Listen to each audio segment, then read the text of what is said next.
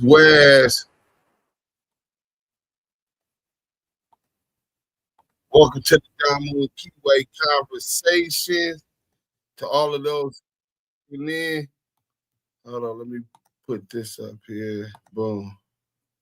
Let me put this up on YouTube, Twitch, at Active Chucks. All right, we done pinned that.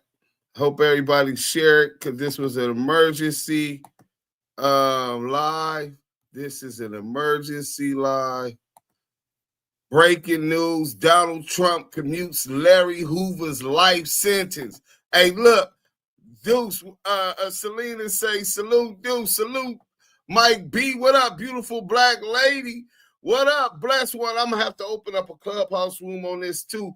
This is huge, especially in the time that we in right now. What better time did Chicago need some kind of leadership, something that might help men, the disunity that goes on without leadership. Well, they got leadership, but more leadership, strengthen leadership. Let's go. Growth and development. I'm with y'all today. I'm feeling y'all vibe. Hey. It ain't exclusive of you. You go get my coffee. We finna get into it, man. Baby, eat what up? Don't start, Shotty. Don't start. Papa Girl, what up? Watch Baby Slice, what up? Hit that like button on y'all. I got you though. Get them to regulate this, man. They tried to vote me last time, though. You know what I'm saying? Glad y'all did that. Y'all asked that question. Man, I need to send this link out. I ain't been sent it. This was breaking news. We definitely got to get into it. Hit that like button. Donald Trump commutes Larry Hoover's life sentence, federal life sentence. So I'm starting to like the orange man. Now the state, now if I recall right, now I don't have the best memory. I'm kind of burnt out. Those who know me will tell you. You know what I'm saying? I forget more than a lot of you niggas ever learned. You know what I'm saying? But I believe while he was in Texas doing state time, he got caught on the phone calling a hit out like a conspiracy to murder or murder for hire, calling a hit out on the phone that was wiretapped. They end up having a wiretap to it, and that's how they ended up charging him federally because he was doing his state time in jail. Let me Google that real quick. That's a good question. Did Larry Hoover complete his state prison sentence? Because that's a great question. In May 20, President Trump commuted Hoover's life sentence, but he was still serving additional life sentences in federal prison in ADX Florence facility in Colorado, according to the thing. But it says that he finishes. Okay, so let's get into this. We're gonna get into this one. Let's go. Let me show y'all this. Hit that like button coming in, man.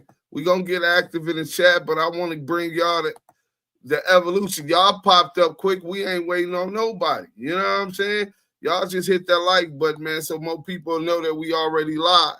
You know what I'm saying? So here it goes. Chicago's very own WG Channel 9. Larry Hoover, former Chicago gang leader, has prison sentence commuted by Trump. President Donald Trump commuted the sentence of Larry Hoover, a former Chicago gang leader serving a life sentence at Supermax Prison in Colorado. This means he will be getting for show out of ADX. A lot of y'all don't know about ADX. As soon as I finish this article, we're going to go to ADX so y'all understand the conditions of this man's confinement.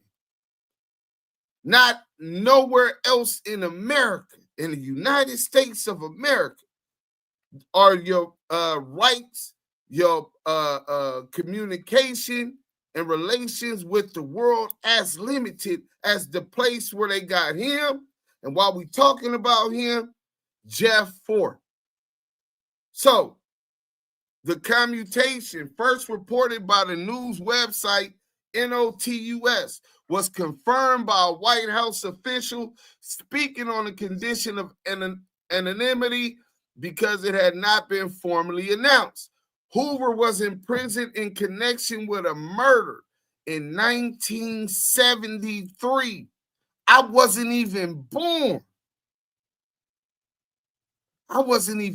This is 5 years before my old ass was even born. Nigga, I was still a afterthought in Pop Scrotum sack. And he was convicted for running a criminal enterprise in 1998. He later renounced his criminal past and petitioned for a reduced sentence.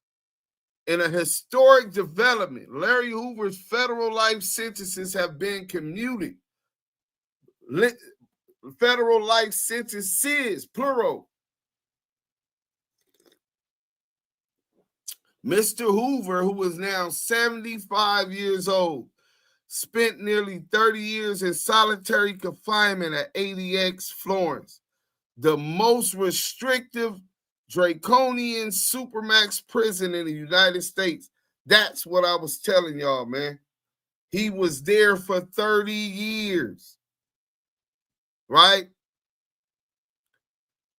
Attorneys for Mr. Hoover, Jennifer Bojan of the Bojan Law Group, and Justin Moore of Stafford Moore have worked tirelessly through the federal court system to secure Mr. Hoover's relief with no success. The courts have demonstrated a complete unwillingness to consider Mr. Hoover's considerable growth and complete rehabilitation.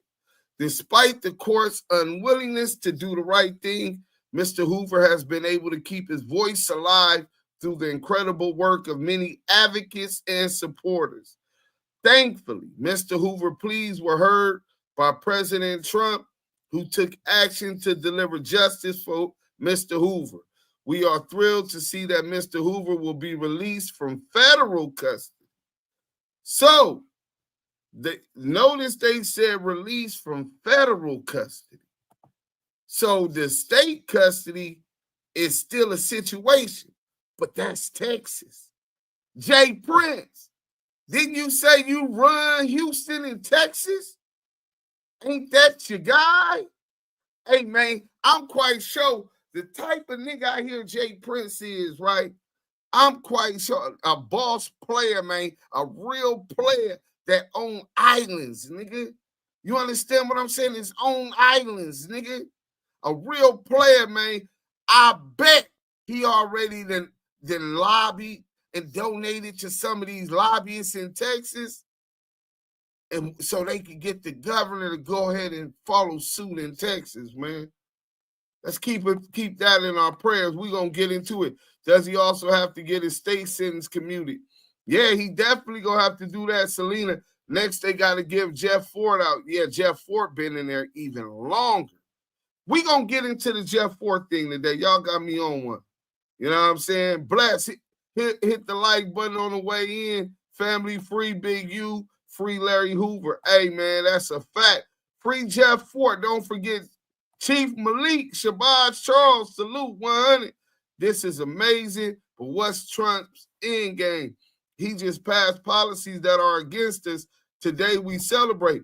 Well, we wasn't expecting nothing from his policies anyway. We celebrating not what Trump's action did. He just a means to an end. The end is getting a symbol of Black organization at a time when you have Charleston White, you have WAC 100 attacking any resemblance of unity between our people, any resemblance of structure in our communities. This is what they're all attacking. And Trump left him out, which is one of the last symbols that we have of Black unity and of structure. These youngsters don't understand the necessity of structure. having things in place to achieve things, sacrifices to achieve things. They had a lot of legal organizations during the civil rights movement, the NAACP, even though, you know, they not really active right now on the forefront of things how they should be, even though I'm not a real component of what they doing today, but organizations similar to that, the Nation of Islam, all of these different organizations, right, that fought for civil rights. So let's see what they saying in here. I'm finna have to go get this stuff. So that part, Miss Lisa, people need to keep their eyes open. We definitely need to keep our eyes open. But one thing I know, my husband turned Mike B 100 salute facts. Hey, tell your husband salute. Put that on the poll, Deuce. We finna do it right now. You know what? Hey, Selena, I'm glad that you trying to be bossy and you applying yourself right now, because I'm slacking on my macking when I'm supposed to make sure that I had that done. You know what I'm saying? So while we make the poll and I'll stop the video, in the meantime, in between time, hit that like button. We finished that article. We'll get to another article, but let's watch a little documentary on the Larry Hoover story. 2009 documentary on Real Black One.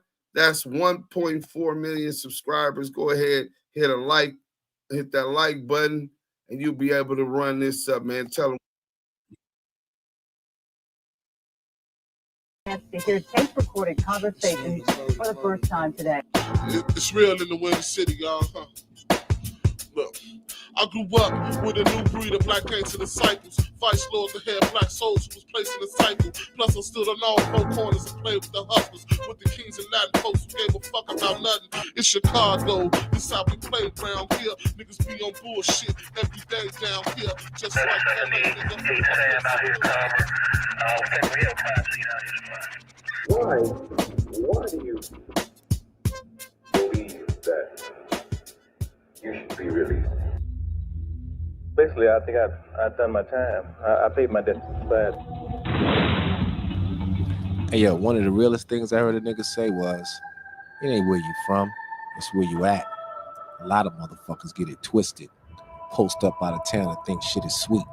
Forget about the natives, the niggas that run the land. Every city has some kind of force, and Chicago ain't no different. Shit, this was the home of Capone, the land of Hoover, the city of GDs. And just like any hood, niggas get it. Motherfuckers die. Niggas pull it just to get on. Shit, that's just Chicago's way. From the politicians to the police. It's always been like that. Probably always will be. Gangster. Matthew, I want to tell the people what it's like, man, coming from the Shaolin. Niggas don't know about this shit down here, the gangs and all that.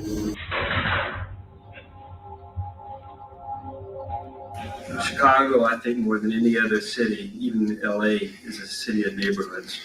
And I mean, it's not just a phrase. I mean, you can go 4 blocks, 6 blocks in Chicago, and you are in a different neighborhood with a different name. And the city of Chicago even designates all these different neighborhoods. Baby Bosco, what's happening? We are in a city of maybe 50 or 60 different little towns, but it's all the city of Chicago. And I think from way back when, even in the 1900s, early 1900s, late 1800s, you had all these different ethnic groups that came into Chicago. And they said, this is my part of the city, and you're not going to come in it. And if you do, I'm going to knock you over the head or whatever. And this has been part of Chicago's history from the beginning. You had the Irish gangs, you had the Italian gangs in the early 1900s that kind of led through the mid 1990s. And then you had these street gangs, the Hispanic and Black street gangs. And they are dominant in a lot of the neighborhoods in Chicago too. It's the same mentality as all the other ethnic groups had in Chicago. You're not coming into my neighborhood. You know, like, Chicago is known for the takeover, man. You know what I'm saying? We created the takeover. Niggas wouldn't even be able to say they was gangsters if it wasn't for the shot. You know what I'm saying? Niggas say, okay, well, Al Capone in Brooklyn. That nigga wasn't shit until he got here. It was already gangsters here before he got here. You see what I'm saying? That's the part they never tell you about. And it was black gangsters like you and me. You know what I'm saying? Sam Young and niggas that started the lottery. And then that shit went to the Queen and Harlem and all. But all that shit was here. Every gang originated from some type of substance from Chicago. You know what I mean? Whether it was GDs, whether it was Black Stone Range. The game is the same anywhere. We can go to LA and go out to Compton. You find the same stuff. It's about survival. It's about deprivation. It's about. Real G can't recognize another real G, and that's some bullshit. You know what I mean? Like in this community, goddamn it, if I grow up in this neighborhood and this GD's over here, I'm a GD because I can't go over there where the Stones is and be saying I'm a neutron. Niggas see me with the folks every day. So even if you wasn't a gangster, you was a gangster. That's where you grew up at. That's just how Chicago is. It ain't like we grow up and we say, God damn it, man, I'm finna choose. Or my goal in life is to be in the gang. This is just the way of life. You is what you is because where you stay at. You BD if you stay in the BD neighborhood. You GD if you stay in the GD neighborhood. You MC if you stay in the MC neighborhood. Wherever you stay at, that's what you is. Hit that like button if you just coming in. What's the definition of a gangster? Break it down. Oh, man. I guess the definition of a gangster, man, be strong superior, man, that has a henchman, or the henchman behind him. Break down the cycle. Cycle is father. The father was a gangster. Tell me about some of the gangs that you seen while you was growing up. If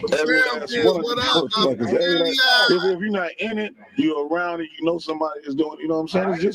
It's just a life here. You know, they got this shit out in LA, but this the home of the original gangbangers, man. I mean, if you can't do it here, you can't do it no motherfucking way. And I agree with that because Chicago's known for people like Al Capone and all that. But let me tell you, which one do you think was the most influential gang during your upbringing in Chicago? Them gangsters. Them GDs, baby. Them GDs was on their shit.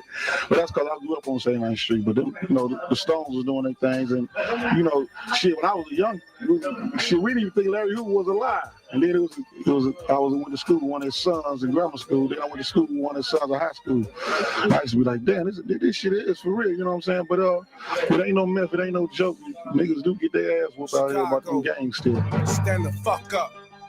I'm from the city of Al Capone, Larry Hoover and Jeff Ford, Fluky Stokes, King David and Willie Lord. Bang out, hats to the right of the left. Sharp niggas in they side till they lose their breath. Stomp niggas up with pride cause we ride to the death. Got the coke on the block so we strive for wealth. Every gang got lit so we out for self. And we killing up each other till there's no one left. They killed a lot of people? No, man. They kill Tell me what it's like coming from Chicago, GD town. What's that like? Man, it's kind of hard, you know what I'm saying? If you want GD, you probably was getting beat up. If you want BD, you was getting beat up. Right. From the low end, from where I'm from, you know what I'm saying?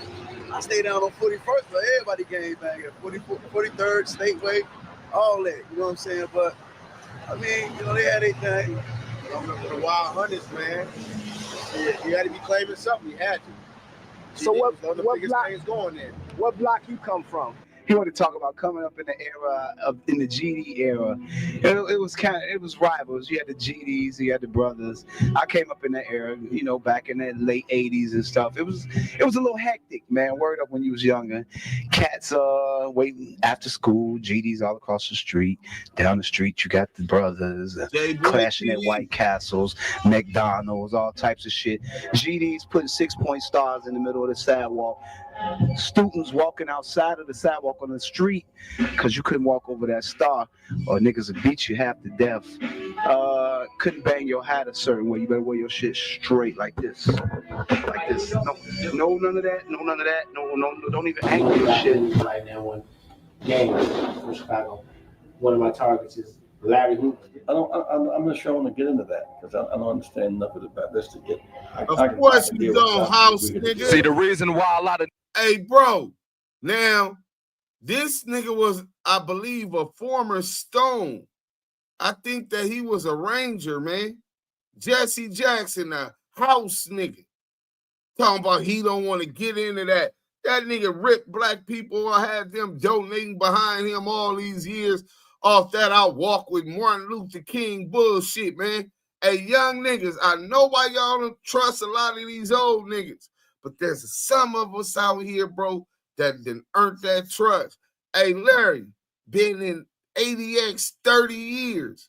You think he sold you out? You think he would sell you out? I don't think so, bro. The niggas don't be talking about GD because they got the wrong perception of it. Everybody's still talking about Gangster Disciple. That's more like in the 80s, man. It's bigger and better things. It's more about growth and development. It ain't just about not talking. It's about knowing your constitutional rights. Tell me, in your opinion, what does GD mean to you? What is the, and we don't have to specify GD. What does I'm not answering that one. What does GD mean to you, or just in your upbringing? What that is, I really don't know. Everybody here know what that is? Gangs ain't just not started. There was gangs before these black gangs came even into existence. There was gangs before that. There was the hamburgers, and some of the other Irish gangs that was coming up. And they were killing people. They was extorting people. They were doing all the things that they say blacks are doing now. And the thing is that they were only to become legitimate. That was supposed to be an adolescent period that they went through. But they had people of the older group who molded them and guided them into City Hall, into industry, into the other departments of government, and now they are upstanding citizens within the society in which we live. I didn't even send y'all the link. Let me send this to y'all before I get into the back. In order to know a man, you must know the content of his character. Right. You can't really judge a man based on what he says. Some jail shit, fuck what a nigga say, watch what he do. But in order to find out if that's true or not, you got to give that man a chance. It don't really matter if he was a GD, if he was a mole, if he was a blood, if he was a crip, hustler, whatever you is. Somebody got to give you a chance. And although we all make mistakes, we could be redeemed. So I ask myself, what is the content of Hoover's character? Well, anytime you do a extensive amount of time, it can have two effects. It can harden you, or it can make you think. And I thought, what have you thought? What are the thoughts like on a day-to-day basis in incarceration? Well, basically, you think about preparing yourself for the future and preparing yourself for one day when you will return to the streets. If you're prepared, yes, I'm prepared. I've got employment. I want to do something for the community. I see these kids coming in here every day with 10, 20, 30, 40 years. Their life is wasted just like I wasted mine. Because ideologies, street gangs, one teenager don't like other teenagers because the way he wears his hat. Because his ideology is different from his. A disciple don't like a nice Lord. We all black people. He has always been a loving child. And all this stuff he gotten into, I don't know why and what reason he to get into it, because he was a child has always understood. He would go out there, if he took a little wagon and went to the NP. At that time, we had A's and P's and deliver people's groceries. Larry's gonna bring that money home and give it to me. He made sure that we didn't suffer even of a kid coming up. That's the type of person Larry was. Well, first of all, it's just an honor to meet him. He's a quiet person, highly intelligent, very nice, very good brother. And we had an opportunity to meet. He was somebody that all my life, I used to be a GD. So brothers had always told me that he was somebody, that I was somebody that Mr. Hoover would like to meet. And that I would, and that would, embrace me. And I was always a thinking person. I found Larry Hoover to be highly, highly intelligent, a true born leader. And it was interesting that I had saw on national television one night, they were talking to Bill Clinton about a gang. They had a gang task force throughout the United States, and they were talking about the disciples, and they mentioned Larry Hoover's name. And so the next day when I saw Mr. Hoover, I told him that I saw them talking about him on national news, and I was concerned. And Mr. Hoover said to me, he said, man, I know I'm never getting out. He said, I'm not concerned about that. What I'm concerned about is my family. He's a true giant.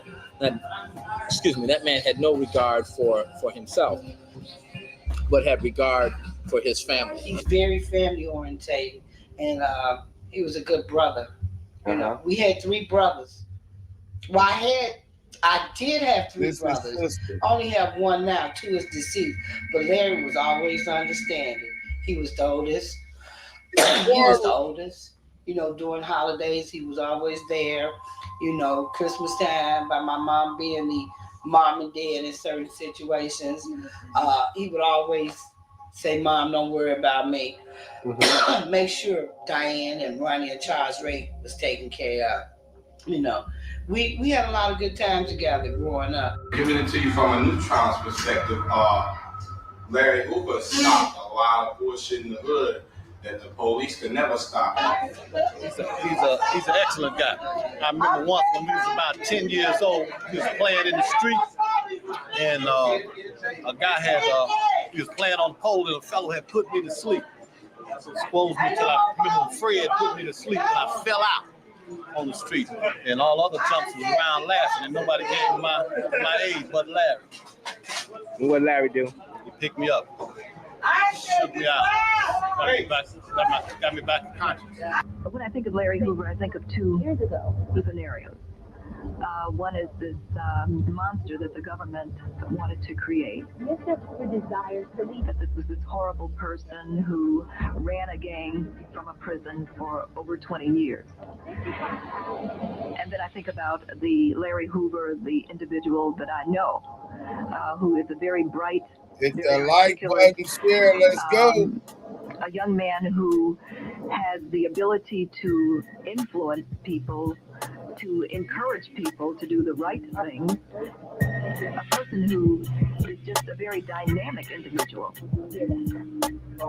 All I can say is that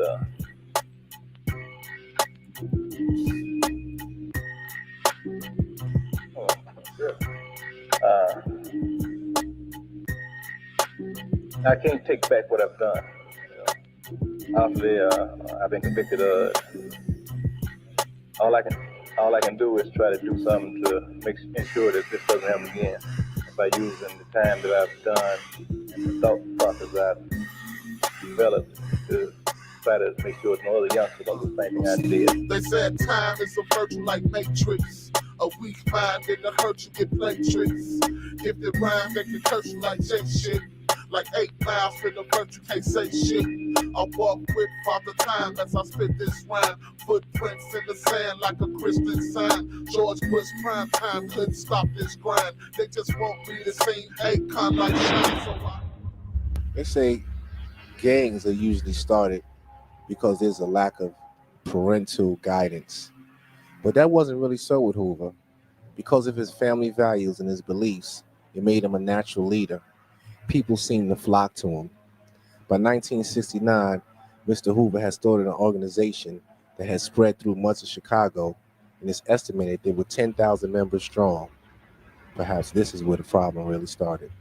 You got to realize when this thing was first put together, you know what I'm saying? It was BGDN. We're going to talk straight out. We're going to talk straight out. And when it was BGDN, you had David Barksdale, you know what I'm saying? And you had Larry Hoover. And as they come together as one, you know what I'm saying, it became BGDN, Black Gangster Disciple Nation.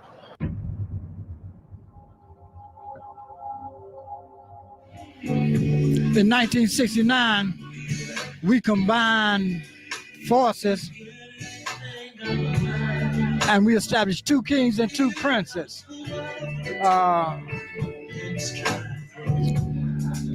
I was very instrumental in the disciples and the gangsters coming together. When I went to jail in 1968 for failure to register a gun and unlawful use of a weapon, I met David Boxdale while I was in the House of Correction. We was at odds when we first met. After a while, he began to love me and I began to love him as my brother.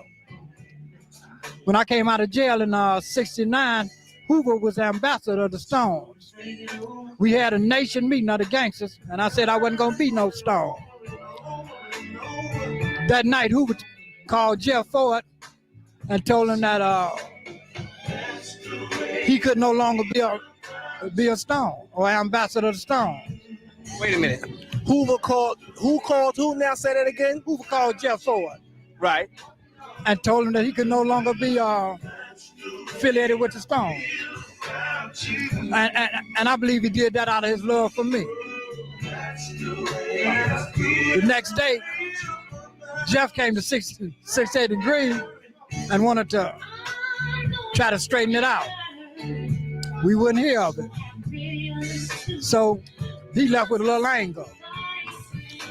About 6 months later, 6 or 7 months later, with me talking to Larry and me also keeping in contact with David, I had a chance to bring them together. On state charge. And we sat and we decided that it would be an equal partnership. That's how it got to be 2 kings and 2 princes. Name the 2 kings and name the 2 princes.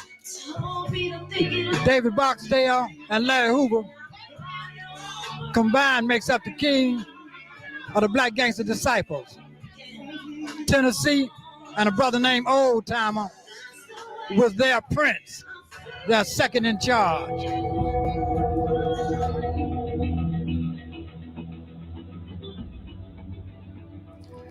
With the players of power in position, Hoover and Barksdale start to flourish. GD spread rapidly, but in 1973, according to court documents, Hoover allegedly orders the execution of William Pookie Young for robbing one of his narcotics houses. Hoover is arrested and charged with murder, and although he never pulled the trigger, Hoover is found guilty and sentenced to 150 to 200 years. 23 years old in Statesville maximum security, with 2 football fields facing him for numbers, Hoover still continues to grow. While incarcerated, he starts to establish guidelines for his followers. And like any good thinker, he puts it down on paper. And the paper is known as the blueprint. Right, Bruce. This blueprint is a bound copy of a jailhouse manual. ATF recovered this manual as a jailhouse, almost a Bible for the street gang. Growth and development. It's GD. It's the same thing. This is just a bound version to cover up what these guys are putting together in jail to structure their street gang on. It's a reshaping. When you take away a man's freedom, then he looks at life in a whole different manner. He knows the importance of his own mortality and the importance of human life itself. His values change. To me, when Brother Hoover let it be known about the blueprint being published and put something that once was secret into the public domain, let everybody know that it was about evolution from gangster disciple to growth and development. So everybody didn't want to hear the social change for a positive end. They still stick to that gangster disciple. That's on them. What Larry Hoover is about, and those that's locked up is about, and the concept that I'm about, is growth and development, making the individual have a right to grow and develop. Gator Bradley has become the consigliere of Chicago street gangs. I think growth and development is not necessarily what the Gangster Disciples are all about. I think that might be a farce. I see that the Gangster Disciples, 14 years after growth and development became a catchphrase, are as powerful and ruthless as ever. However, the same corporate structure that seemed to govern the Gangster Disciples in the 90s doesn't seem to exist as strongly anymore, and there's a lot more independence in this organization, and it's a lot more about me dealing drugs in my neighborhood making money than it is in honor and respect and that kind of stuff. But as far as the growth and development goes, I think there were certain people in the organization that used that for their own political ends, and they still are to some degree. But and maybe some of those people are legit now, and they are interested in politics and furthering people's benefiting the community through politics. But as a whole, I don't think that that's what the GDs are about. By 1987, time had brought about a change. Hoover had gone through the metamorphosis from gangster disciple to growth and development, but the authorities said it wasn't so. According to the authorities, they said he was dealing drugs. They said what made this easy was the constant flow of GD members' movements in prison and the streets. In other words, he could just give an order and have someone deliver whatever. In addition to the accusations of him getting whatever in jail and moving whatever in the streets, it was alleged that he was starting to swell in size. GDs had spread to 35 states, and with the increase of members and the increase of power, you know what they say, when peoples was watching. These aren't kids anymore in the gangs. This isn't the West Side Story of the 1950s movie. These are businessmen. This is the new outfit. This is the new face of organized crime.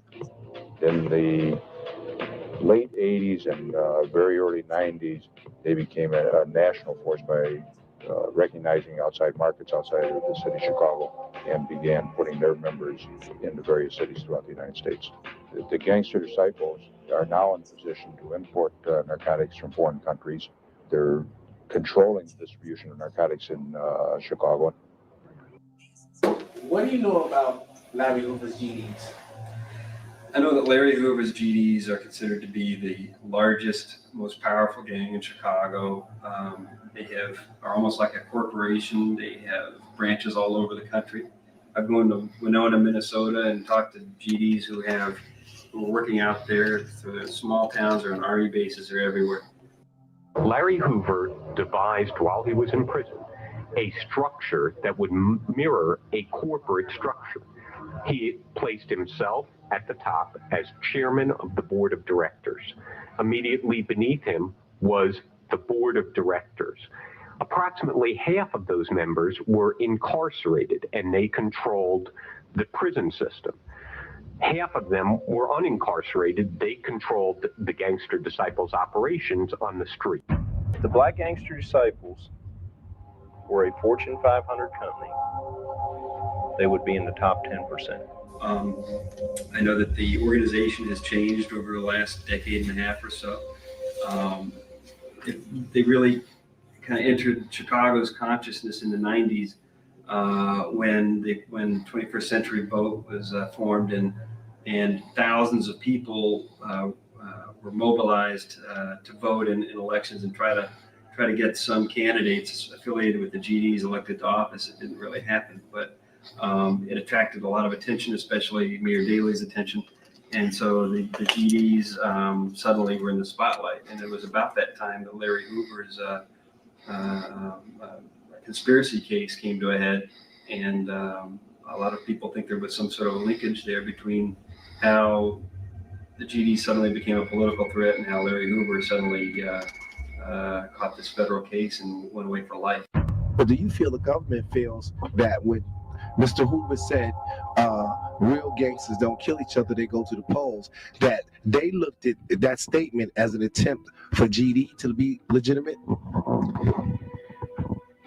The thing is that the old Mayor Daley, the father, he belonged to a gang that he helped develop, helped create. He went on to become the mayor of this great city we call Chicago, along with the people that grew up with him, his friends, his buddies, his allies. At one time, they had their fingers in everything in the city. Let's get things the that were lights illegal. up. And then they began to get off into business. They began to control the commerce within the community, and then politics. It is a natural growth process for people who do illegal things within the community to at some point wake up, get a clue about this ain't working for me or my kind or my community. And so therefore, let me get off into business, let me get off into politics. When Larry began to talk in those kinds of terms, they put an X on him. it is what it am though. You understand? You got a person who has a considerable amount of power. They feel they can no longer control this person. They dispose him. If he's a leader, they dispose him. That's what they do. You know what I'm saying? And what they feed through the media is propagandized. You know what I'm saying? You know what the news is. News is opinion based with twisted fact. That's all it is. Now it be factual situation. You know, he is who he is. You know, people put a whole lot of negativity on it, but in the raw, when these people out here see a powerful black man who can get together a bunch of people like that at one time, you know what I'm saying? Sometimes they don't want that. You know what I'm saying? Still. Hey, listen, bro. Y'all, anybody can tell us who we always say that about? When we talking about somebody else we cover a lot, yep, the name Gator is definitely a red flag. Swat Young, salute my family. Hope you guys get it now. But sadly, so many is so brainwashed by the Democrats and media, they still gonna talk negative about him. I'm gonna talk negative about him just because, hey, listen, bro. Just because he did one effort that I agree with, don't mean I'm gonna kiss this nigga ass.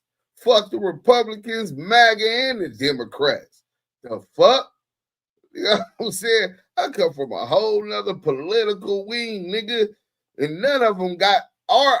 Bro, this is how you know Trump doesn't got our best interests at hand. He's against Ibrahim Traore and what they got going on right now. So if you got somebody fighting for independence and his own sovereignty and unifying with other people that look like us, you know what I'm saying, that's fighting for liberty and independence, you can tell a lot about a man by the type of enemies he has.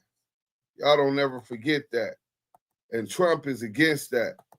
All of the European powers is against that. So fuck their political system. Incarcerated indefinitely a marked we just man. happy that According this to the brother ain't authorities, gotta he be on still the controlled front a end $100 of it million no more. a year drug empire. While on the inside, he controlled more of the outside than the average man on the outside actually did. In addition to that, there was the birth of 21st Century Vote. It was a time that he would take his organization into the political arena, thus enabling jobs for his community. As negative as the government alleges, makes me think of one of the oldest cliches said. Can a negative be turned into a positive? According to the authorities, hell no. I think every man can change. Every day you change. Yeah. Every day we You change. can't never persuade the person. Your actions got to show whether you changed or not. That's the only way I can answer that. My actions show that I've changed. My actions up to this point show that I'm trying to make a change, trying to be accepted in the community. He's trying to override everything that he's did wrong, and I know this. You know what I'm saying? I know this, and I can't knock that man, because if that's the case, how I'm gonna knock everything I've been through and now what I'm. Hold on. The brother all blacks say independence also need allies. At some point though, but you can't be you gotta find a way to do it if you have no allies. Cause everybody wants to be a nigga until it's time to be a nigga. You know what I'm saying? Everybody wants to be cool and hang around and steal our culture, our heritage, our legacy, right? They want to exploit our culture. They want to exploit our finances, buy businesses, putting them right in our community. Well, we're such a loving people. We don't necessarily see racism and or the negative in people and their objectives. And it's convenient because they're right across the street. But if we have no allies, we got to be prepared to do it that way also. But as far as what you said, all black, theoretically, that definitely makes sense, especially when you're filing for sovereignty in the United States. You can have sovereignty as a person, but sovereignty for to create your own sovereign nation, right? You have to be recognized by at least one government that's on the list that you're doing business with. You got to handle your own economics. You got to have your own laws. You're a law unto yourself. So to have a sovereign nation, when we get to that point, that $1.7 trillion that we gross every year, people that look like us in the United States, $1.7 trillion, which is like the fourth biggest economy of a nation in the world, is what we make. We're our own nation. When we're able to organize, that's why they don't want organization. They don't want people like Larry out, Big U out, Jay Prince. They been trying to knock him out.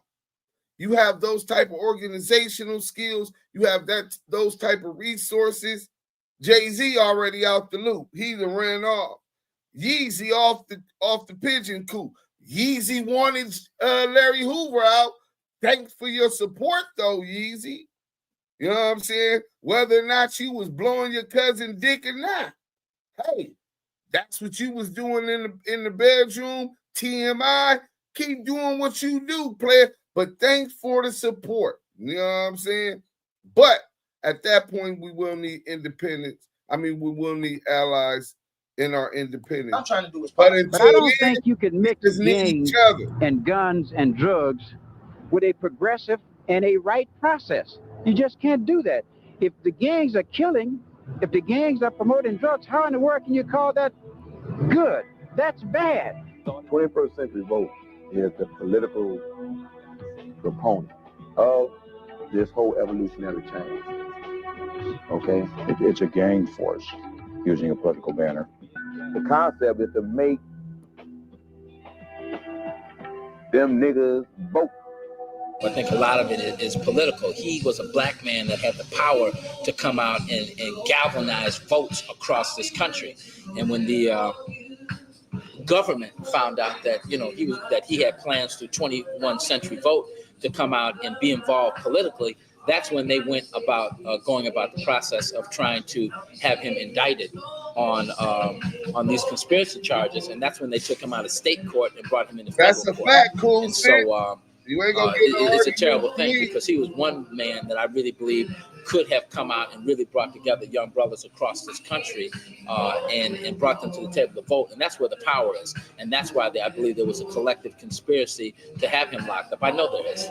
Let me join the issue this evening by reading to you from John Cass's story in light. Hey, this brother's sick right here, Mr. QL and Jesse Jackson.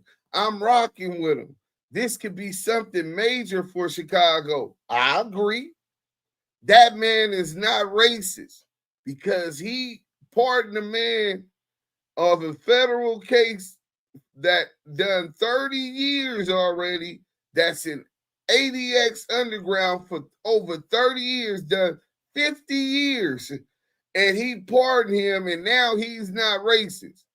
Fuck that. The kids in Central Park, he said that they should get the death penalty, and they were innocent. But he assumed and prejudged whether or not they were innocent or guilty for two reasons. One, because of the color of their skin tone, when each one of those little boys was innocent. The second reason he did it, because he knows how to blow dog whistles to racist people who feel like this. He taps into it and he sprays this racist content to the masses.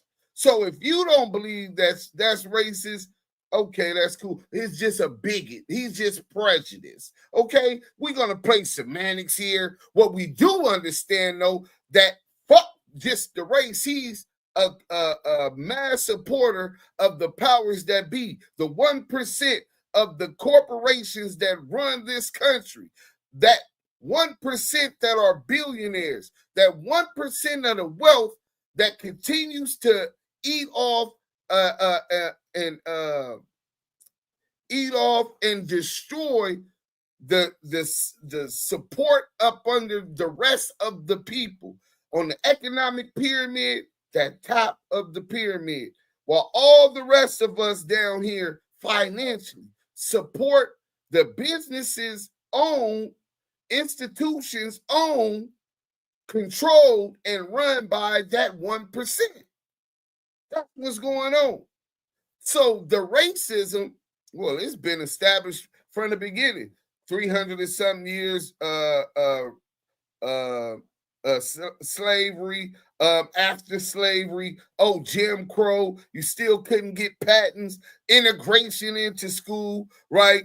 And then the whole period, it's peachy cream, this is the land of the free, without ever setting right the debt owed for hundreds of years of getting rich and building the richest country on the planet on the sweat, blood, and tears of your slaves, those that you colonized indigenous to this land, those that you brought from the Iberian Peninsula, who ran from the Alhambra Decree to the United States to escape that persecution, religious persecution, to come here, Black Latinos, to come here and face racism and all of this other stuff, to the Moors that were already here, right?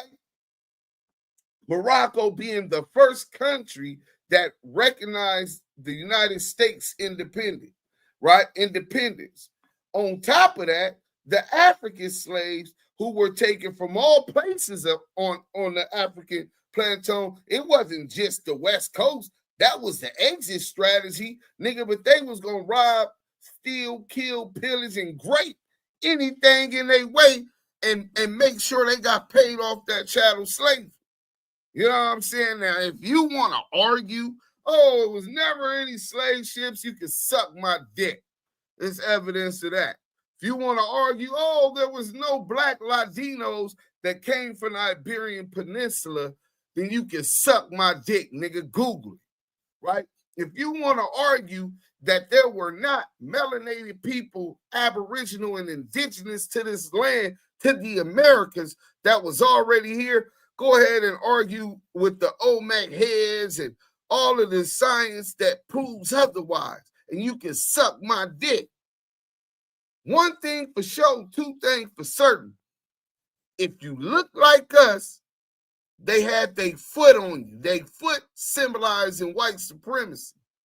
And that structure is institutionalized. The laws that they created, whether it was just loitering or let's get into this world powers exactly. Brian, I am too.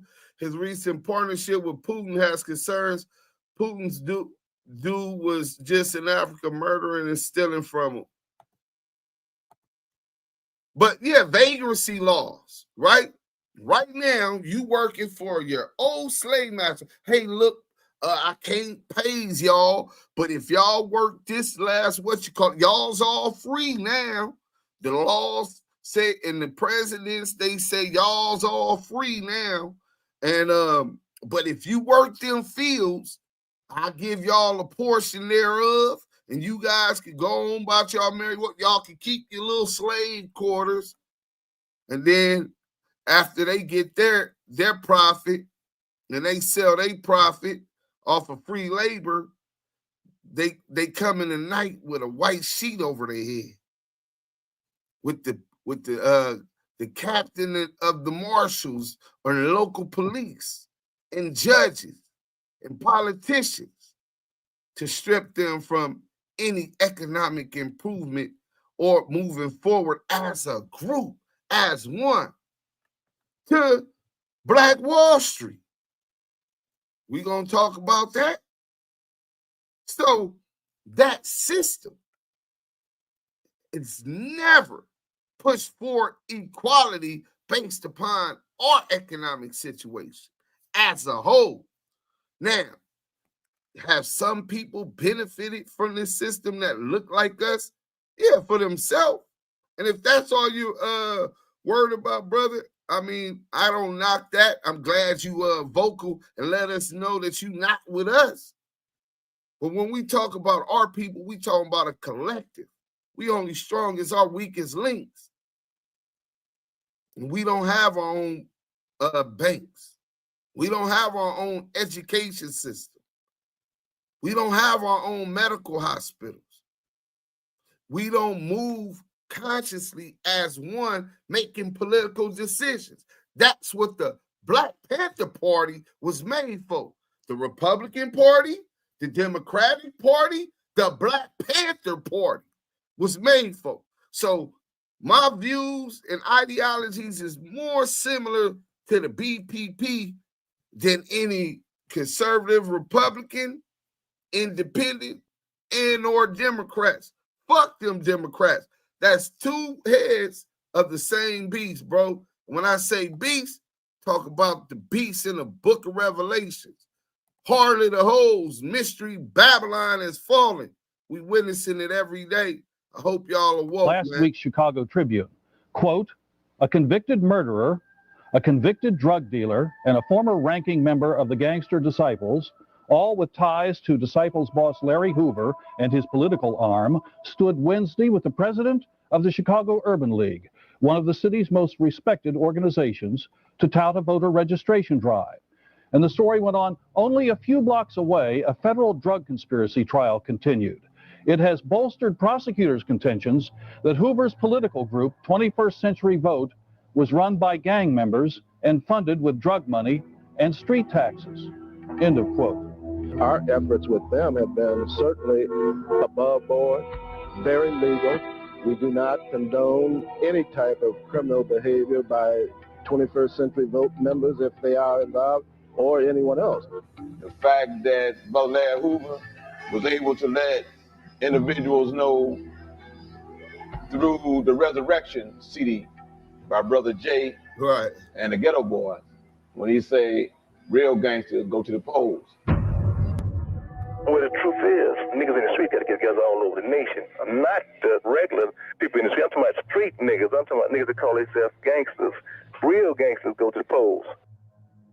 Look, yo, what up, y'all? This is Common. I gotta say, you know, I grew up in Chicago where it was brothers and folks and Larry Hoover, everybody knew about Larry Hoover and him being a leader and him doing some things in the community. And you know, at first we thought it was his gang bang, he was showing leadership and tried to do some things to change stuff. And when he got locked up, I heard he tried to really get on the right path. So, you know, it's like this. I know Larry Hoover's son, Larry Hoover, been a real cat. Everybody, you know, go through they dirt and everything, turn it around and try to make change in the city. We got love for Larry Hoover. We see the brothers and the folks coming together. It's all love, so y'all stay up, baby. You know, you clock it.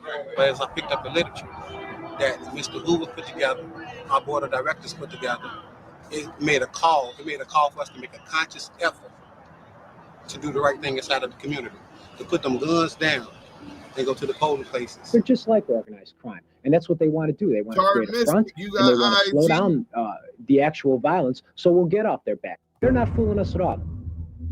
Hoover was now in the political arena, and like any political arena, the opposition would look for dirt. While Hoover was campaigning his troops, the government was in his closet. The 9 women and 3 men on the jury get a glimpse of what's ahead. The federal government alleges Hoover continues to run the Gangster Disciples from his prison cell. He and the 6 others are on trial accused of running a multi-million-dollar drug ring, dealing heroin, cocaine, and marijuana. Prosecutors also believe the defendants funneled drug money into political organizations like 21st Century Vote.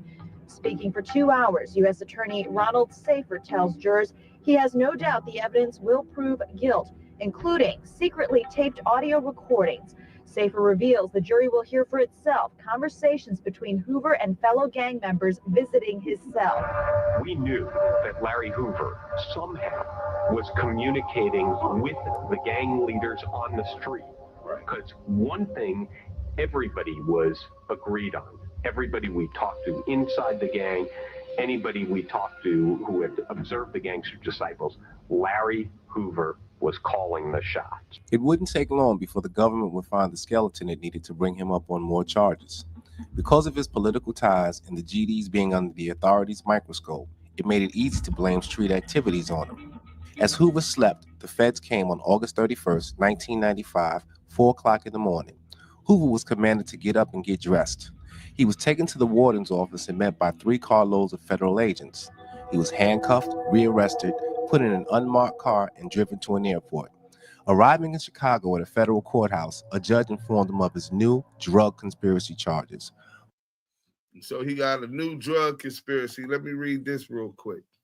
Alpha Omega. Hoover can't change a thing. Hoover is old. These young fools are not going to change. Hey, man, where you at with it, Alpha Omega? Let us know where you at, because if you in the shy, maybe you could come up and tell us why we should believe your position, your pessimistic position, outweighs any influence that he might have, especially from a place like Chicago, who come from structure, right? Why don't you come up if you from Chicago? If not, then we're not really too interested. We appreciate your opinion, but we don't want to hear too much about it. Mr. Q&L says, I know about that. I know about that history. Slave boats, I want my people to thrive. But remember how our ancestors got from the start. White and blacks. Niggas didn't do it on their own. Did nobody say nothing about excluding white people from supporting us? We didn't say that. Whether if they want to come, it's just like the Black Panthers, right? The Latinos and Hispanics during the time of the Black Panthers, who were on the forefront and leaders, educated young collegiate students and leaders. They were the spearheading the civil rights movement and really showing out, right? Showing up and showing out in numbers, and as talking that talk, standing up for their constitutional rights. But when the Hispanics said they wanted to join the Black Panthers, Huey and them told them, look, we want independence for our people. So no, we don't want you to be Black Panthers. Y'all can start your own and we can show y'all so y'all can have independence, the same independence we're fighting for. So that was the difference. That was the beginning of the Brown Berets. So if they want to join independence from the United States of America, Inc., and they want to support human rights, fuck civil rights, human rights internationally, right? Nationally and internationally. Man, we not turning that down because we all come from the same ideologies and beliefs on how to make change for the better moving forward. So our kids is in a little better place than how we found this motherfucker. So we're not excluding them. You went from defending a racist president to now you trying to justify having support from white people. You don't need to justify it. It was a lot of white people, not a lot. It could have been a whole lot more, should have been a whole lot more. But there were white people who helped us during the Underground Railroad. How the hell you think we was getting through that shit? It was white people on that bridge in Selma. So nobody never argued that history that showed us to encompass all those with the like minds and hearts the same. That's what history teaches us. But I don't know, you showed defending a lot of them. When is you going to come up with some where you say you wanted our people to flourish, right? Let's talk about some solutions, Mr. QL. How about that? You know they scared of us right now. They been scared of us, bro. Hoover stood stunned Rightfully so. and pleaded not guilty. What's so profound about what's happening now is the fact that my brother is locked up, been locked up for 30 years, and every time something happens in the streets, they attribute it to him. There's renegades out there that's not adhering to the leadership call. Being in jail is fucked up as it is. But when you're in jail and you fuck up, you usually get a ticket. They'll take some good time off of your shit. But Hoover wasn't looking at good time. Hoover was looking at life. And while Hoover was looking at his new charges of life for conspiracy, them feds gathered up 250 people and swept the South Side, seeking to arrest anybody who had come to visit because they had caught him on tape. Street is watching. She is watching.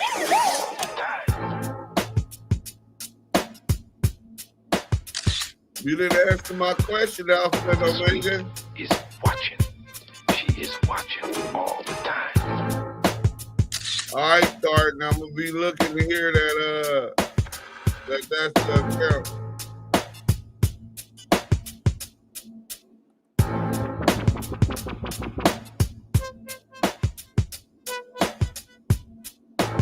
All right, cool sense. With the police sweeps, the authorities felt they had enough to crumble Hoover's organization. But because Hoover respected the game, he knew better than to talk on the phone. He knew they'd be listening, so the authorities flipped the script and turned his visitors into guinea pigs. They went lower than everyday rats. They put wires on any and everyone without them knowing. One way or another, they was going to build them a case. As defendant Hoover and 6 others accused of being his top lieutenants looked on, a Chicago police officer explained why the federal government decided to bug Hoover's visitors at a downstate prison. Mary Hodge told the jury Hoover simply wouldn't discuss gang business on prison telephones. But because of the Fourth Amendment right, nobody has the right to come and put a bug on another individual without his permission to go and hear any conversations for that evidence to be used. Well, the big issue, the issue that... And the young lord, shout out to that everybody, any lawyer that had anything to do with this case, thought was the biggest issue of the case was the suppression of the tapes themselves. There's federal statutes that guide the process of the wiretaps, how these tapes are sealed. And they didn't follow, the government didn't follow the procedure that's dictated by the statute. I think the Vienna tapes should not have been allowed, basically because we believe that the government obtained these tapes illegally, in violation of the wiretap laws, in violation of the U.S. Supreme Court laws dealing with wiretaps. The difference between right and wrong is when you know you're wrong, but been getting away with it for so long, you think you're right. The tactics used by the government were at the time mind-boggling, to say the least. A wire was implanted in all of the visitors' passes at Hoover's jail, allowing the government to hear all said without the knowledge of even the visitors, and of course not Hoover. Unfair and unconstitutional, to say the least. As bad as I hate to say this, even a snitch knows he's wired. But not one visitor was aware that they were being used. Down and dirty, the government proceeded to start what they called a fair trial. And however foul, it was the government, so it was fair game. Bugging a visitor's pass, maybe that's not just a crazy idea. I wonder if that could be technically possible. And let's get the group in here and let's brainstorm this. You create these visitor badges, and we'll implement them at 4 separate institutions so that nobody is terribly suspicious. Because if you introduce something new to a prison system, the prisoners will be quite alerted to the fact that there's something up. The first thing that became apparent was these tape recordings were very difficult to hear. There was a lot of background noise, a lot of distractions. And Larry Hoover and his visitors weren't screaming out the conversations about this illegal activity. Share with a friend. And yet we could hear it. It was tantalizing. They talked all about how the gang was making its money. Directions from Larry Hoover about who would run the operation. Directions about where the drugs would go. Who they should get the drugs for. Everything you could imagine. If you take the government's position and say, this is what Mr. Hoover said when he didn't know that the government was listening, you have to also take these portions where he also didn't know that the government was listening, and he talked about the good things that this organization was becoming and the things that this organization was doing to be helpful to the community. And see, that's another thing that the PD did, that they was feeding the community. They was getting these shows. They had the clothing line going on. These are very smart, entrepreneurship thing that they was pulling off that people weren't really looking at. With the evidence the government had, knowing it should be inadmissible, they continued to proceed. They knew all they needed was 12 minds like their own, and as hard as it sounded, it wasn't. Millions believe in an America that bullies. Look at our leaders, so it ain't hard to tell. Hoover was sure to be convicted. Ladies and gentlemen of the jury, please answer yes or no as I call. No, they gonna lie. They gonna say whatever they want to say. Well, you say the truth. What happened? Was the verdict as just read as to count one your true and individual verdict? They put a hit on him. The hit wasn't to just shoot him or anything of that nature. Juror number Because he's 4. still useful. Juror number 5. Juror number 6. Yes. Basically, the prosecution tried to say, GD, we didn't do nothing but sell drugs and gangbang, kill people, innocent people. Juror number 8. You are a great speaker. Your ass is out. Juror number 10. Yes. Juror number 11. was committed, I was a kid. If there's anything that you could say to your son right now, what would you say to him? Yes. Well, you know, I would say to him, Larry, just pray. There's a God in heaven. We, the jury, in the above entitled cause, find the defendant guilty.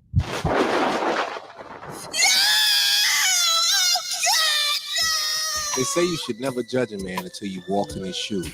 And if you was in Hoover's shoes, you'd be walking for your life. And with Hoover literally doing just that, what else does he have left? With his newly added 6 life sentences, 7 2-year sentences, and 4 3-year sentences, on top of his original charges, all he has left is hopes of an appeal. And an appeal is a constitutional right granted to all, no matter your personal opinion or your belief. It is a process that acknowledges the possibility of wrong in a case.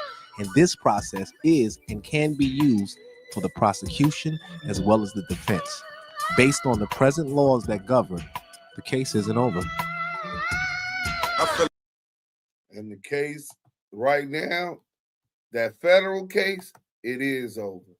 We're gonna end that right there. And I wanted y'all to go. Hey, let's talk about the poll real quick. Do you think Larry Hoover's sentence being commuted by Trump will save lives in Chirac? We didn't say save all lives, and it's really close. It's closer than I thought. 60% believe that it will change lives. 40% believe no, it will not change lives. That's crazy. 150 votes, 145 votes, and 61% say yeah, it will change lives. 39% believe no, it will not change lives. But I want to show y'all, first and foremost, I believe that that Larry Hoover Fed sentence being commuted at 75, that he will get a pardon in Texas or in Illinois. I'm quite sure that they already been pushing for this, and they're trying to do it. But just assume that y'all right that believe that's not already in place, that the powers who's been pushing for him, the advocates that's been pushing to get this brother free, fell a little bit short. They got him off the federal, now the state doesn't want to pardon him.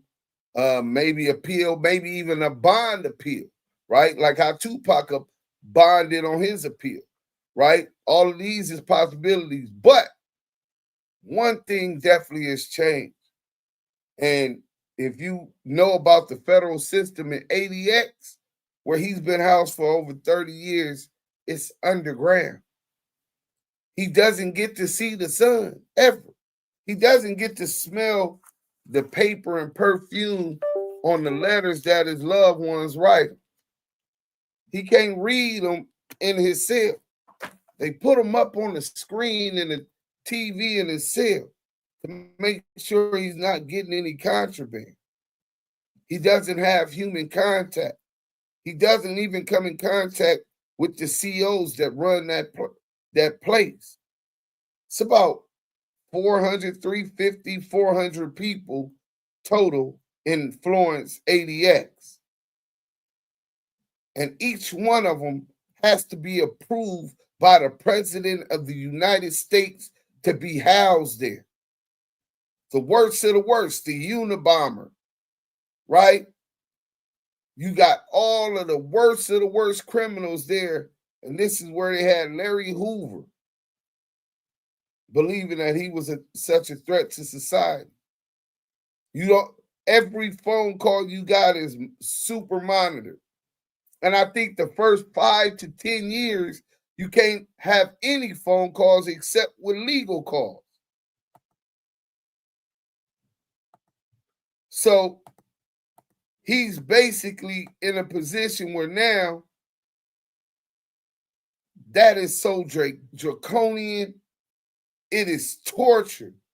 The way that they had that man over there for 30 years plus. And man, my prayers go out to Jeff Fort, who's up in that place.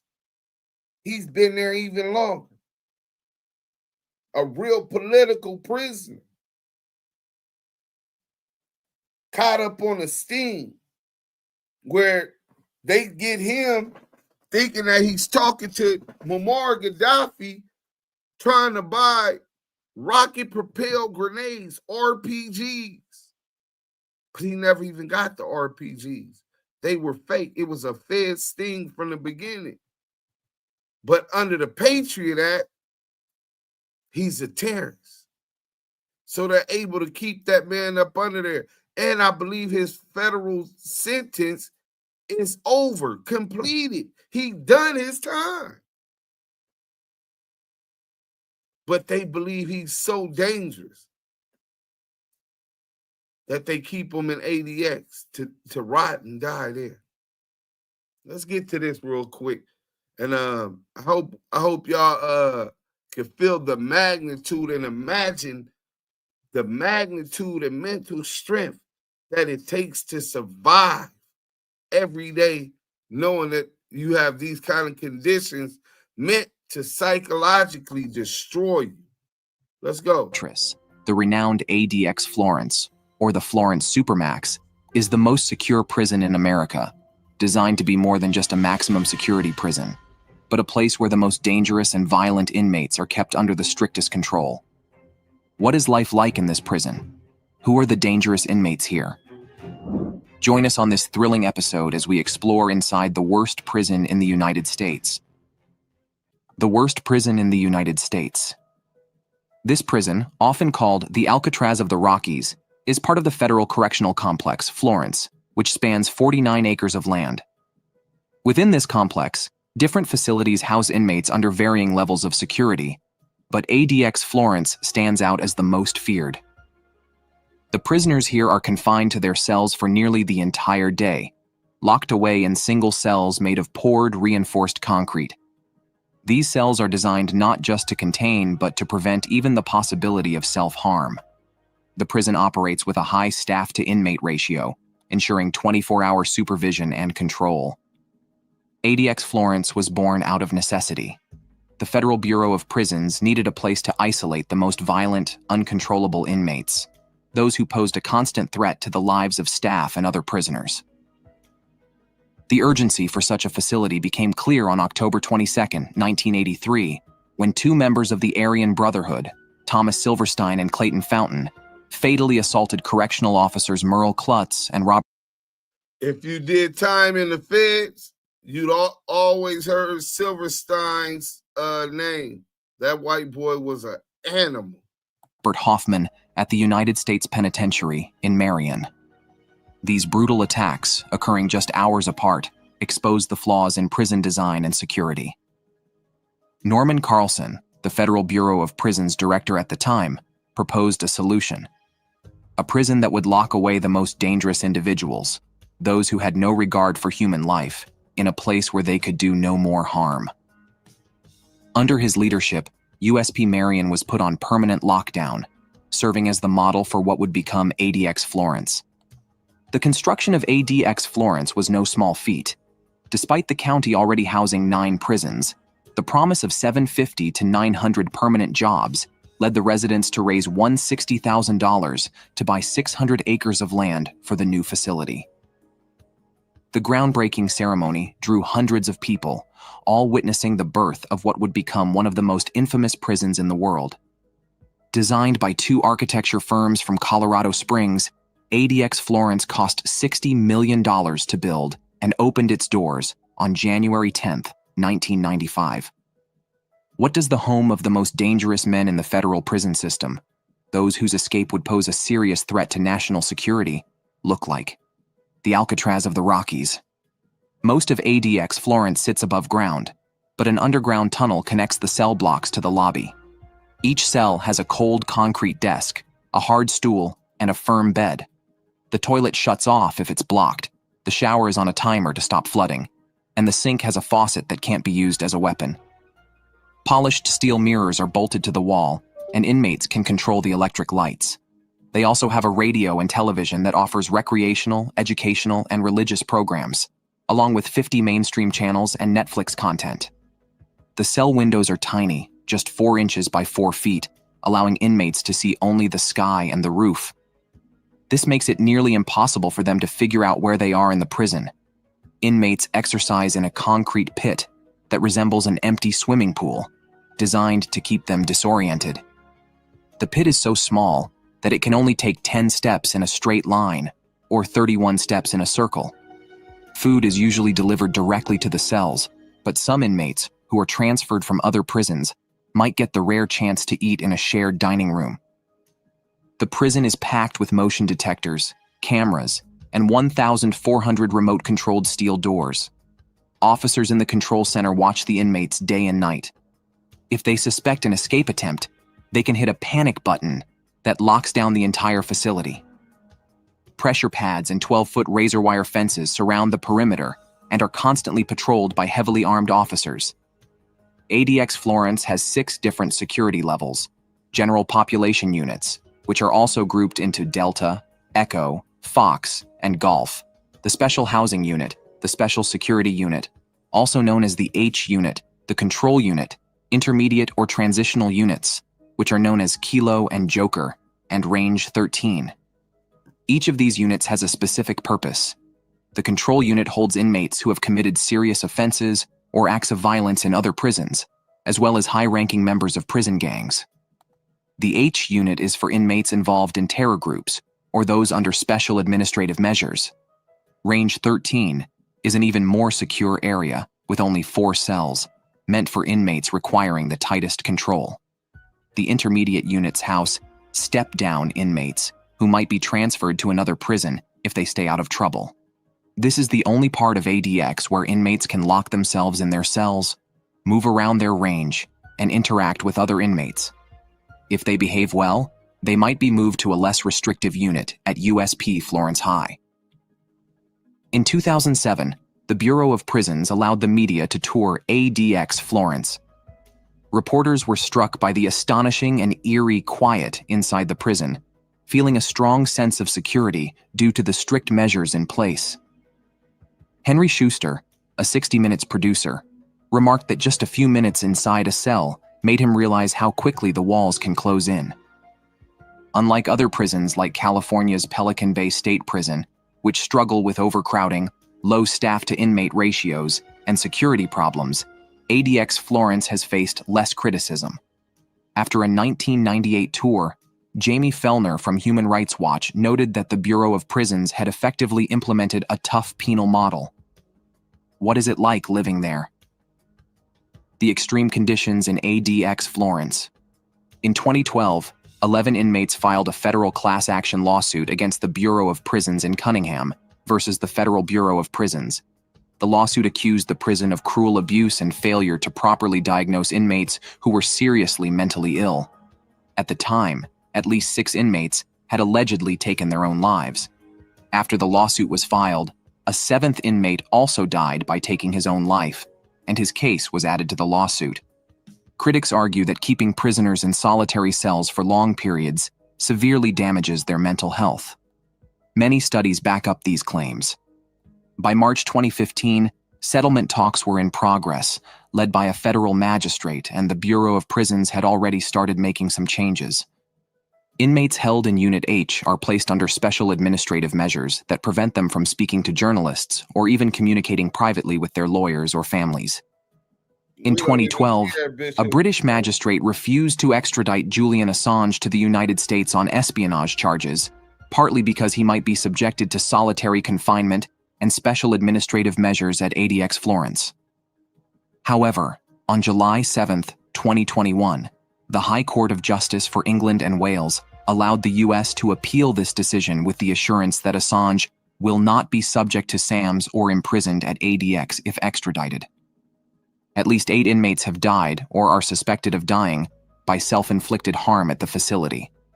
The first was 37-year-old Kevin Lee Wilson, who passed away on June 17, 1999. He was serving a 66-year and 10-month sentence. Wilson, a bank robber from Glendale, California, was convicted of multiple counts of armed robbery, carrying a firearm during a crime of violence, and being a felon in possession of a firearm. Next was 43-year-old Gregory Britt, who lost his life on December 9, 1999. He was serving a life sentence after being convicted of fatally assaulting a fellow inmate at the Lorton Correctional Complex in Virginia in 1983.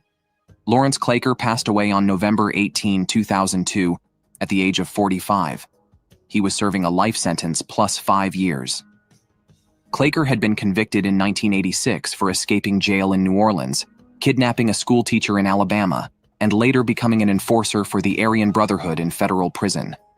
Lance Vanderstappen, 26th, passed away on April 17, 2006. He was serving a 25-year sentence. Vanderstappen, a member of the Soldiers of Aryan Culture, committed various violent assaults in prison, including violently attacking a fellow inmate in a courthouse holding cell.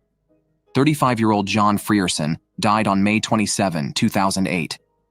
He was serving 4 consecutive life sentences after going on a shooting spree at 17, taking the lives of his grandparents, brother, and aunt. He was later transferred to ADX after taking the life of a fellow inmate in Mississippi. Jose Martin Vega joined the list on May 1, 2010. He was serving 4 consecutive life sentences plus 190 years. Vega was a gang member from New York, convicted of multiple counts of racketeering and armed drug trafficking. Robert Gerald Knott took his life on September 7, 2013. He was serving a life sentence after being convicted of carrying out a 9-day crime spree across several states in 1988 that included kidnappings and led to the deaths of a hostage and his accomplice. Finally, 42-year-old Jamie Gerald McMahon died on November 13, 2017. He was serving a life sentence after being sentenced alongside his stepbrother for a methamphetamine-induced rampage that included 2 homicides and a bank robbery in Iowa before fleeing to Florida with 2 women. So basically, at a facility known for housing the nation's most dangerous criminals and terrorists, some men ended their suffering by taking their own lives. Others tried but failed, only to face punishment for their attempts. Some mutilated themselves, cutting off body parts, while others lived for months in filth. Before this lawsuit, at least 14 other lawsuits had been filed by ADX Florence prisoners, but each was dismissed before trial. However, this case continued into pre-trial discovery, accompanied by productive private discussions between prison officials, Department of Justice lawyers, and the inmates' attorneys. Most of the original plaintiffs were transferred to other facilities, where they now receive more appropriate care. Men like Jonathan Francisco, who was so severely mentally ill that the BOP transferred him to a more suitable facility in 2013. One of the lead plaintiffs, Harold Cunningham, is serving a life sentence plus 380 years for a series of crimes, including murder. In 1996, during a state trial where he represented himself, he stabbed a witness in open court. Diagnosed as severely mentally ill, Cunningham was taken off his medication upon arrival at ADX Florence in 2001 and placed in the facility's control unit, where prisoners were not allowed to take medication. Years later, he was given a telepsychiatry session while handcuffed and surrounded by correctional officers. Another original plaintiff, John Jack Powers, came to federal prison without any history of mental illness, but went mad behind bars. After witnessing an inmate murder, he was diagnosed with PTSD.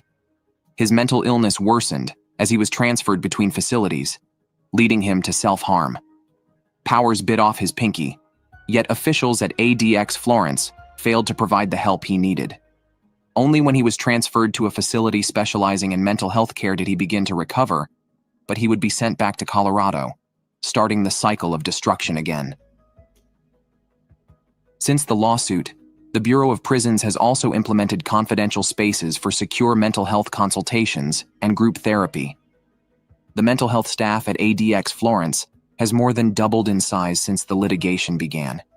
New policies at ADX Florence ensure that arriving prisoners are properly screened by medical professionals to determine if they are mentally ill. Screening will occur before, during, and after the inmate's arrival. If mental illness is detected, the prisoner will either be transferred to a more suitable facility or treated at ADX Florence if their security needs cannot be managed elsewhere. The deal also lifts the ban on prescribing psychotropic medicine in the prison's control unit, ensuring that those who need the most intense treatment for their mental illness will receive it. Achieving this momentous decision wasn't easy. Formal mediation in the case, presided over by Magistrate Judge Michael Hegarty, took hundreds of hours over several years. Tensions became so high at one point that there was a year-long break in negotiations. However, the settlement has received the support of most plaintiffs, who are already seeing its benefits. Who are the inmates currently benefiting from these policies? Zacharias Moussaoui. Born on May 30th, 1968, Zacharias Moussaoui is a French member of Al-Qaeda. He admitted in a U.S. federal court that he had conspired to end the lives of American citizens as part of the 9/11 attacks. Moussaoui is now serving life imprisonment without parole at the federal ADX Supermax prison. He is the only person ever convicted in a U.S. court for the September 11 attacks. He was arrested on August 16, 2001 by the FBI in Minnesota for an immigration violation. His suspicious behavior, including his flight training in Eagan, Minnesota, raised red flags. By December 11, 2001, he was indicted by a federal grand jury on 6 serious charges: conspiring to commit terrorism, hijacking aircraft, destroying aircraft, using weapons of mass destruction, taking the lives of U.S. employees, and destroying property. Federal prosecutors argued that Moussaoui was meant to be the 20th hijacker in the September 11 attacks, possibly replacing Ramzi bin al-Shibh. Bin al-Shibh and Zakaria Essabar had their visas denied. However, prosecutors struggled to link him directly to the 19 attackers. Moussaoui's trial was closely watched as a measure of how fairly the U.S. handles terrorism suspects. During the trial, he first claimed he was not involved in the 9/11 attacks, but was planning a separate attack. While some Al-Qaeda members backed his claim of a different plot, prosecutors dismissed it as unlikely. On April 3, 2006, Moussaoui was deemed eligible for the death penalty. As he left the courtroom, he defiantly shouted, "You will never get my blood. God curse you all." On May 3, 2006, the jury decided against the death penalty. The following day, Moussaoui was sentenced to life in prison without parole. As he was escorted out, he clapped his hands and declared, "America, you lost, I won." Judge Brinkema responded harshly, saying he would die with a whimper and never get a chance to speak again. Johar Tsarnaev. Dzhokhar Jahar Anzorovich Tsarnaev, born on July 22, 1993, is an American terrorist of Chechen and Avar descent. He was responsible for the horrific Boston Marathon bombing. On April 15, 2013, Tsarnaev and his older brother, Tamerlan Tsarnaev, placed deadly pressure cooker bombs near the finish line of the marathon. The bombs exploded, ending the lives of 3 people and injuring 264 others. Just 3 days later, on April 18, 2013, the Tsarnaev brothers carried out another brutal attack. They shot at and fatally injured MIT police officer Sean Collier while in a fierce shootout with the police. Tamerlan was killed, and Dzhokhar, who was injured, still managed to escape. On the night of April 19th, after a massive manhunt by thousands of police officers, Dzhokhar Tsarnaev was found hiding in a boat in a resident's backyard in Watertown, Massachusetts. During questioning, Tsarnaev admitted that he and his brother had planned to attack Times Square in New York City. He also revealed that their actions were partly inspired by Anwar al-Awlaki. Tsarnaev was tried and found guilty of 30 serious charges, was sentenced to death, and is on death row at ADX Florence. Noshir Shariarji Gawadia. In October 2005, authorities questioned Gawadia twice and searched his lavish multi-million-dollar home in Hawaii. Later that month, he was arrested and charged with leaking secret defense information to unauthorized parties. The sensitive information related to the B-2 project was shown to at least 8 foreign countries, revealing details about the B-2's stealth technology. Gawadia confessed to passing on the classified information to boost his reputation with potential clients for future business. After his arrest, Gawadia was held without bail. On October 26, 2005, he was charged in the United States District Court for the District of Hawaii with willfully communicating, delivering, or transmitting national defense information to someone not entitled to receive it, which could harm the U.S. or benefit a foreign nation. On November 8, 2006, a federal grand jury in Honolulu. Wait a minute. If he got all that time, that's enough about ADX. We finna end this live anyway because we going live in about 30 more minutes. And I want to have a little small break. But this is something I want to know. I changed the question in the thing about solitary confinement. My last 4 years in federal prison was in solitary confinement. And they were talking about the mental health associated with those who go through those long periods of solitary confinement. You know what I'm saying? Let me see what they talking about in the chat, and then I'm gonna tell y'all where they at already on the thing. Drew V, salute, man. Most federal prisons have decent food, one way better than the state prisons. They even have video games and DVD players and some, yes, like Lowe's and Mediums, or even that U.S. Marshal facility where Loose Cannon was at out in, it's not Vegas, it's in Nevada. Forgot the name of the little city. But out in the boondock, it's so asinine, the so-called espionage, but to harm citizens instead of protect. Yeah. Bruce isn't Shakur Tupac's aunt that's in, or Bruce isn't Shakur's Tupac aunt that's in Cuba, no, his godmother. I thought a cop got killed when they broke her out. I could be wrong. Yeah. No, the cop tried to stop him on the turnpike. That wasn't when she broke out. You know what I'm saying? Fuck the union. Fuck the hashtag union. You know what I'm saying? Pahrump, Nevada. Yep. Deuce on some GD shit today, ain't it? From the thumbnail. Hey, listen, my nigga.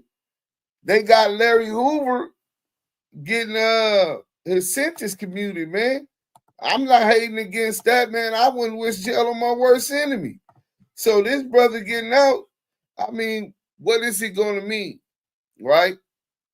Do I believe that maybe one kid finds his story inspirational and changes his life, understands the necessity of structure because it's in total contrast of what they're seeing going out today? Yeah, I believe that. 10 kids, I believe that's attainable. 100 kids in Chicago not get knocked down because of that. I believe that's attainable. So, I mean, if it's one life, bro, that's a positive thing for the community, bro. You know what I'm saying? Illinois AG is in a bad position now. Yeah, they're going to feel compelled to let them out. Let me go to this article real quick. So I was telling y'all my last years in the feds, I was in solitary confinement, right? All right. So law students in the NIU College of Law Prisoners' Rights Project scored a significant victory in federal litigation this April. The student lawyers who operate with a 711 license successfully settled a case for over $200,000 which they alleged that their client John Doe was subjected to torture and other abusive treatment by federal correctional officers. The lawsuit claimed that the client's client was beaten by officers at the U.S. Penitentiary in Thompson, Illinois, that he was kept in 4-point restraints for 17 hours in a torture room, and that he was falsely described as a child molester by the officers in order to encourage other inmates to physically and sexually assault him.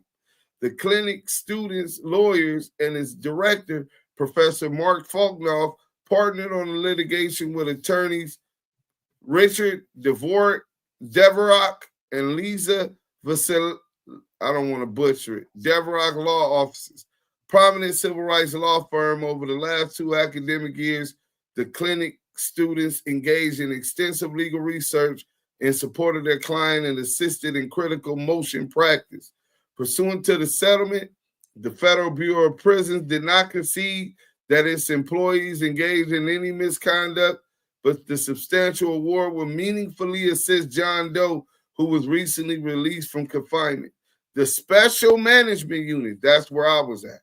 I opened up the first Special Management Unit, which was in Talladega, Alabama. At this point, the Federal Bureau of Prisons didn't even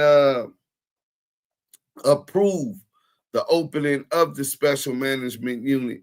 They had me there waiting in preparation and some shit that happened at United States Penitentiary, Florence, Colorado. Some bodies. So we could get into that on another date. But the Special Management Unit at Thompson, where the alleged torture occurred, became the subject of oversight hearings by the U.S. Senate Judicial Committee, led by Senator Dick Durbin, Democrat out of Illinois. The unit was shuttered by the Bureau of Prisons in 2023. So I was in a SMOOth program for my last 4 years. I was deemed a threat to the security of the Federal Bureau of Prisons, and it was hard. You know what I'm saying? You don't get to go to the store every week like everybody else. You know what I'm saying? You go to the store there, you could get a bag of coffee, 1 bag of coffee, 1 peanut butter jar, 1 box of coffee, and like, I think $10 hygiene items. That's it. You know what I'm saying? No TVs on the thing for 4 years, no TV. You know what I'm saying? We had to demonstrate so that we could get Walkmans, right? We back there, no nothing. So when I say demonstrate, we literally, shout out to the Vice Lord Doc, shout out to the Aryan Brotherhoods, the white supremacists that were there, the Serenos that was there, the Nortes that was there, my boy Mad Dog, old ass Norte. Hey, that old motherfucker dragged you on the workout. He inspired me and took my burpee game to unheard of heights. Oh man. But all of the brothers, DC brothers, Black Soul, you know what I'm saying, that participated, we cell extracted. We made them cell extract every cell in the SMOOth program because they were violating our rights, just like they're arguing now. So bad that dudes were trying to kill. They started forcing cellies, which is something that we don't do. You don't force somebody in my cell and in my space because now he's a possible threat. Shit happens, say USP Lewisburg, and the DCs and the Cali Corps get into it, the Bloods and Crips and the DC niggas. And then they send you to the SMOOth program, and a nigga come up in your cell, he from DC. You don't know what just happened in Lewisburg. You been down in this motherfucker for 2 years with 1 phone call a month, nigga. You write letters, that's it. And they're heavily monitored. So you not knowing what's going on, and they put him in your cell, and now y'all up in there, his life in danger, your life in danger, and so motherfuckers trying to unalive their cellies just so they didn't have no cellies. Some people was trying to go to ADX. Dude tried to kill his cellie when I was in Talladega, Alabama, SMOO program, because he figured if I kill him, I already got one murder in the system, then they'll send me to ADX. At least I have a TV in my cell. And the Federal Bureau of Prisons didn't give a fuck. They didn't feed us for extenuous for long hours. I got documents of this shit. I documented all that shit. Man, I was wearing their ass out, writing their ass up. But we cell extracted, covered our window, cell to cell. They had to stop, shut the whole shit down. So that's why they didn't feed us. I think it was like almost 38 hours, 40 hours. Nigga, no lunch, no breakfast, no nothing, nigga. They was hot. You know what I'm saying? Then nigga tried to get off on the associate warden Clay. Nigga had a handcuff key come out, swung on the bitch, nigga, because every time you come out is controlled. So you cuff up in the middle of the door. It's a latch that your tray slot, that your food you eat in your cell. Everything is in your cell except a 5-minute shower and 1 hour in the dog cages, right? And they're actually dog cages, not too much bigger than your cell, where you get some sun and you exercise or run your mouth with somebody else in another dog cage that you can see, right? But every time they come to your door, they hit the tray slot, handcuff you backwards through the tray slot. The lieutenant has to open the door. Once the lieutenant opens the door, one officer grabs you on the right side, the other one grabs you on your left side, and they escort you to the shower, where you go into another cage, and then they close the cage, and then they uncuff you through the tray slot, and then you shower. No human contact, right? So I went through this. This was my conditions for about the last 3.5, 4 years of my federal prison sentence. You know what I'm saying? But witnessing that, people wiping shit all on the walls in a cell, losing it, another dude hung himself. That's where I was locked up with Willie Falcone. You know what I'm saying? He had the new part. What time you cooking pork butt on the smoker? Oh man, we finna cook pork butt in 15 minutes. But I just wanted y'all to think about that. Free political prisoners, all of them. That's a fact. But I doubt they're gonna do that. In fact, I think that they should be coming for some more. But this is just naturally the way shit gonna go. We enemies of the state. Hey, but look, we finna go live. Turn on your notifications. We finna cook pork butt. And we finna cook pork butt. Well, we don't really gotta cook them. Him and Suge going at it. Suge went on Cuomo, the news. Outdid him. You worried about some YouTuber. I was in Talladega Medium High for 11 years. It was before the acquired special management unit, though, 97 and 2008. Nah, bro. We got to, let me see. Where my paperwork at? Hold on, brother. Because now you done made me go grab my work. You know what I'm saying? Some documents. No, because the riot against the, no, we got to Talladega in 2008. I did. But it didn't have the SMOO program yet because it hadn't been approved. They put us in the hole waiting for the Federal Bureau of Prisons to okay it.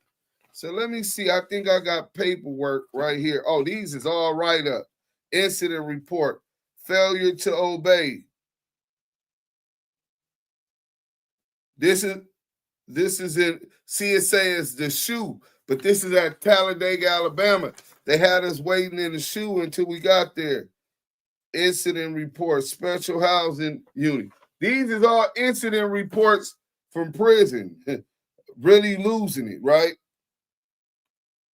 FCI Talladega. Let me see, what date was this? This is August 12th, 2008. So I was already in the shoe when you was there, bro, in 2008, waiting for the special management unit to open up in Talladega, Alabama. We was going up on a Sunday.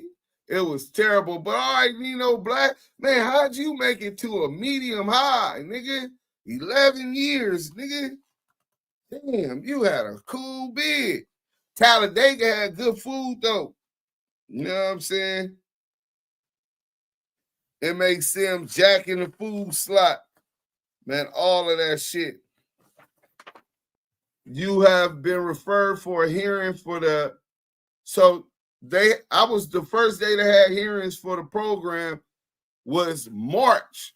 So from the end of 2008 to March 31st, 2009 is the day that I had my actual hearing, which was the first day the SMOOth program officially. So for over 6 months, they had me in the hole, in the shoe, just waiting till they open the SMOOth program.